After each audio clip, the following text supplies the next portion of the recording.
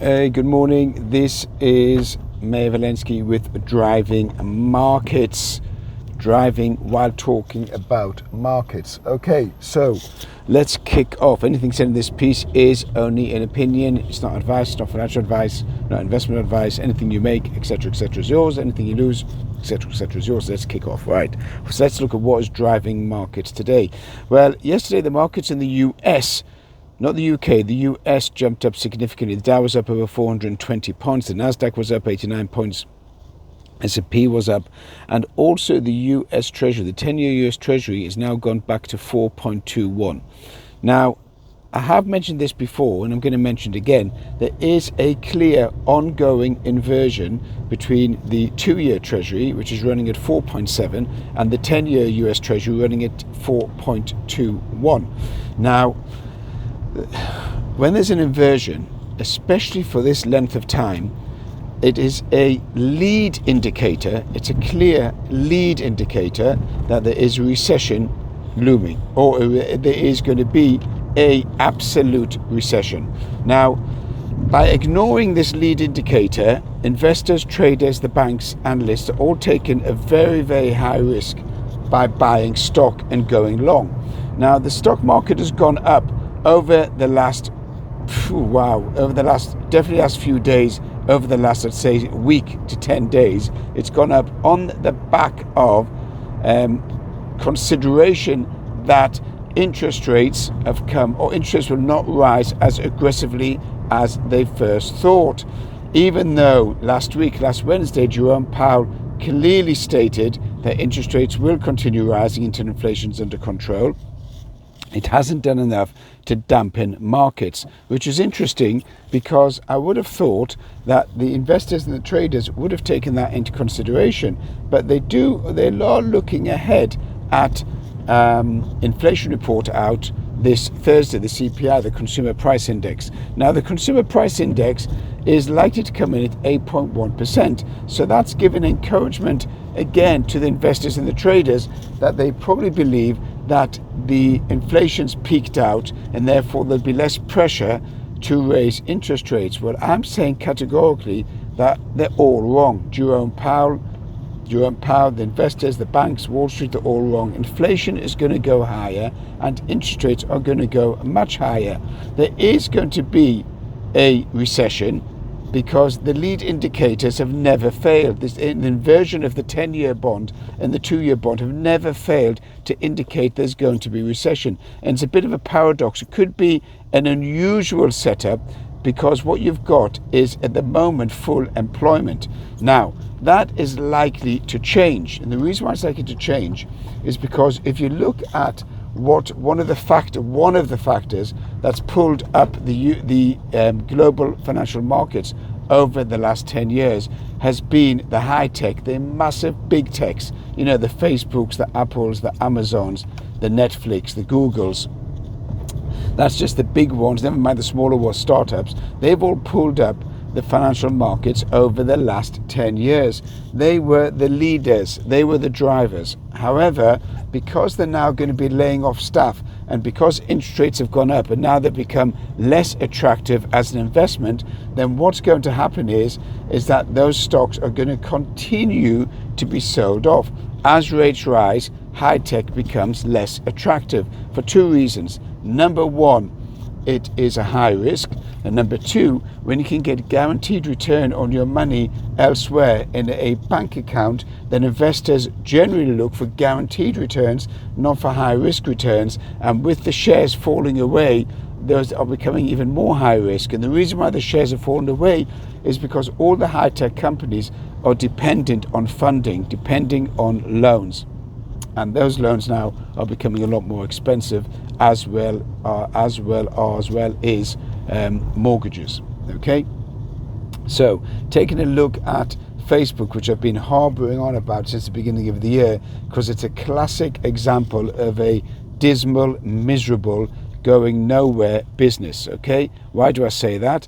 Its revenue is based all on marketing and advertising, as stated before here on Driving Markets, and that industry, that sector, is contracting In other words, the customer base is contracting and they're looking for better deals on marketing advertising purely because the corporate earnings have fallen away, and therefore the marketing budget falls away as well. It falls away in tandem with the drop in the value of the shares. Now, Meta, I said yesterday Meta is going to lay off hundreds of workers. Well, I got it wrong. It's actually thousands of workers. So Facebook is laying off thousands of workers. Now, by laying off thousands of workers, that will have an impact also on the support industries and all of those other suppliers and providers to companies like Facebook. What does that mean? It means that just because when Facebook contracts, it's also giving work to surrounding support services. And when it's giving work to surrounding support services and that work is cut back, then the surrounding support services will end up laying off staff. So you're going to see over the next 12 months unemployment rise. Now that actually would be a good thing for interest rates, believe it or not, because what will happen is that the central banks in the US, Canada, Australia, UK, Europe will see unemployment rising, and they will cut back on raising interest rates and inflation may drop. However, and this is where I'm going to come in with a contra, there is such a shortage of labour at the moment globally that it might not have a significant enough impact to affect inflation or reduce interest rates. So in theory, you should have a rising unemployment rate, but because there's such a shortage of labour, it might not be impacted as such. I hope I made that clear. Going on to some of the individual sectors, the dollar was weak yesterday against the euro, the yen, and the pound, and the Swiss franc, and some other majors. The dollar was sold off because as equity prices rise and markets rise, the dollar is sold off because it's deemed as a safe haven, so it was sold off yesterday. I do see the dollar longer term being much stronger, and I see the yen going to 150 and above that. The pound, interesting one. If Andrew Bailey didn't make those silly comments last week with the MPC after raising interest rates, then the pound would be today around about 120, 121 to the dollar. But it's hovering around about the 114.5, 115 level. Oil also came off slightly yesterday.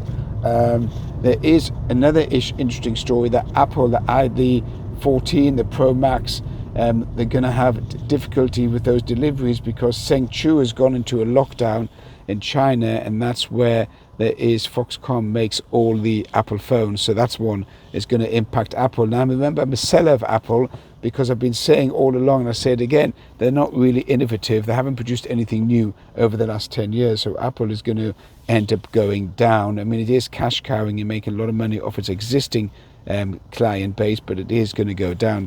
Also, Tesla fell below $200 a share yesterday for the first time since June 2021. There were concerns that Elon Musk now is going to focus more on Twitter than on Tesla. I don't see that as the reason why Tesla fell. The reason why Tesla fell is because their sales are going to fall away. So Tesla has peaked at its sales, and now the competition on electric cars, electric vehicles as I call them, is going to take away market share away from Elon Musk's Tesla. So Tesla's going to continue falling, and you can expect Tesla to go all the way down to around about the 140, 150 level. Make a note that I've said it on Driving Markets, so you can actually follow it and see if that comes to fruition. Amazon's also falling. Amazon's going to fall significantly with supply issues and also just lower overall infrastructure problems. They're not really going to beat corporate earnings this year. And in 2023, a lot of Bank of America and some banks have actually reduced the outlook for corporate earnings in the US. They've lowered the outlook for corporate earnings, so that will also have an impact on the market. Those of you who are crypto traders, very interestingly, the US seized the largest crypto fraud in history, 3.3 billion, from a guy called James Zhong. That back in 2012, he used Silk Roads and a major hacking system to steal through the dark web over 50,000 coins of Bitcoin. The 3.3 billion value, you've got to work out very, very quickly is that today's value, or was that the value in 2012? I haven't done the maths on that, so you have that. Once the jury's out on that one, you can check out the mathematics. But that was the biggest seizure of crypto ever in history, and it's taken over 10 years for the authorities in the US to get hold of that 3.3 billions worth of Bitcoin or cryptocurrency. That was an interesting news. That's more or less it. Gold, those were gold traders. The gold's hovering around the 1650 level. It's not really going anywhere at the moment, waiting for some news. It'll be interesting to see what inflation does on Thursday, if that pushes gold. Regarding property prices and mortgages, you can definitely expect a 25 to 30% fall in property prices in 2023. Don't be misled and don't be fooled. As rates go up, it's going to become more and more difficult for those individuals to hold on to their mortgages and pay whatever. Rents also will come down in 2023 as a result of an overall downturn in residential and commercial properties in 2023. So I've tried to touch on all areas of driving markets. I do have an Instagram channel which you can also subscribe to. I give there some reels and some posts. Subscribe, share with friends, comment. Look forward to hearing you. It is gone on for over 11 minutes, but hopefully you enjoyed. Have a good day.